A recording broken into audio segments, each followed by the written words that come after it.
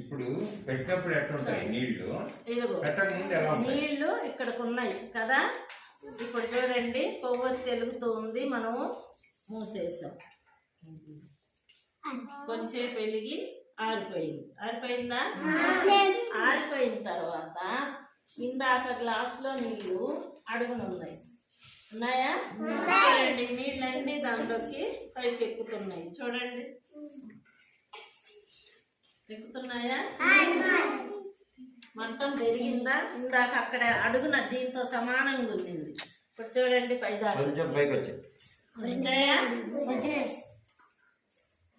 దీన్ని బట్టి మీకేం అర్థమయ్యింది? దీనిలో ఉన్న గాలి కొవ్వొత్తి వెలగడానికి కొంచెం పెరిగింది కదా. ఆ కొంచెం గాలి అది వెలగడానికి ఉపయోగపడింది, దాంట్లో ఉన్న ఆక్సిజన్. ఆ తర్వాత ఏమైంది? కొవ్వొత్తి ఆరిపోయింది. ఆరిపోయిన తర్వాత గాలి వస్తే పీల్చుకొని వెలిగింది. అక్కడ ఏం లేదు కదా, మనం మూసేస్తున్నాం. శూన్యం ఏర్పడింది. శూన్యం ఏర్పడేటప్పటికి ఆ స్థలాన్ని నీళ్లు పైకి ఆక్రమిస్తాయి.